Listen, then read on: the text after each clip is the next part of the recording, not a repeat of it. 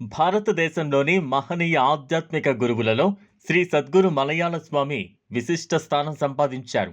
సనాతన ధర్మాన్ని ప్రజల్లో విస్తృతంగా వ్యాప్తి చేయడం, వేదాంత జ్ఞానాన్ని ప్రతి ఒక్కరికి అందుబాటులోకి తీసుకురావడం, కులమత భేదాలకు అతీతంగా ఆధ్యాత్మిక మార్గాన్ని చూపడం ఆయన జీవిత లక్ష్యంగా నిలిచింది.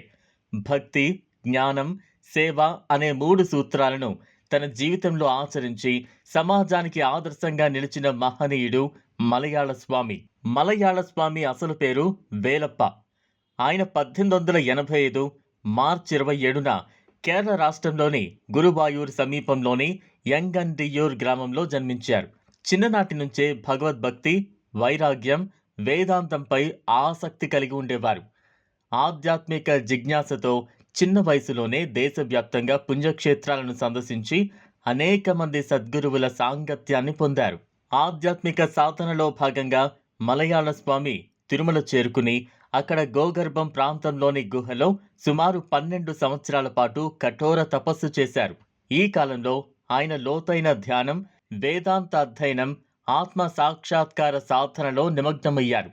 ఆయన తపస్సు, ఆధ్యాత్మిక శక్తి గురించి తెలిసిన అనేక మంది భక్తులు, పండితులు ఆయనను దర్శించి ఆశీస్సులు పొందేవారు. తిరుమలలో ఆయన గడిపిన కాలం ఆయన ఆధ్యాత్మిక జీవితంలో అత్యంత కీలక ఘట్టంగా నిలిచింది. తిరుమలలో తపస్సు అనంతరం 1926లో ఆంధ్రప్రదేశ్లోని తిరుపతి సమీపంలోని ఏర్పేడు వద్ద శ్రీ వ్యాసాశ్రమాన్ని స్థాపించారు. ఈ ఆశ్రమం నేటికి ఆధ్యాత్మిక సాధన, వేదాంత బోధన, సంస్కృత విద్య, ధర్మ ప్రచారానికి ప్రముఖ కేంద్రంగా కొనసాగుతోంది. మలయాళ స్వామి సనాతన ధర్మాన్ని కేవలం పండితులకే పరిమితం చేయకుండా సామాన్య ప్రజలకు సైతం అర్థమయ్యే రీతిలో వివరించారు. భగవద్గీత, ఉపనిషత్తులు, వేదాంత సారాన్ని సరళమైన భాషలో బోధిస్తూ భక్తుల్లో ఆత్మవిశ్వాసాన్ని పెంపొందించారు. మలయాళ స్వామి అనేక ఆధ్యాత్మిక గ్రంథాలను రచించారు.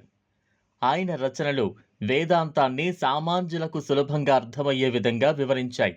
ముఖ్యంగా భగవద్గీత, ఉపనిషత్తులు, యోగం, ఆత్మజ్ఞానం వంటి అంశాలపై ఆయన చేసిన వ్యాఖ్యానాలు భక్తులను విశేషంగా ప్రభావితం చేశాయి.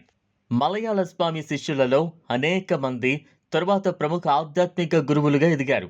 వ్యాసాశ్రమం ద్వారా ప్రారంభమైన ఆధ్యాత్మిక ఉద్యమం నేటికి వివిధ ఆశ్రమాలు, సేవా సంస్థలు, వేదాంత ప్రచార కార్యక్రమాల రూపంలో కొనసాగుతోంది. 1962 జూలై 12న మలయాళ స్వామి మహాసమాధి పొందారు. ఆయన భౌతికంగా లేకపోయినా ఆయన బోధనలు, రచనలు, వ్యాసాశ్రమం ద్వారా కొనసాగుతున్న ధర్మ ప్రచారం నేటికి లక్షలాది మంది భక్తులకు మార్గదర్శకంగా నిలుస్తున్నాయి.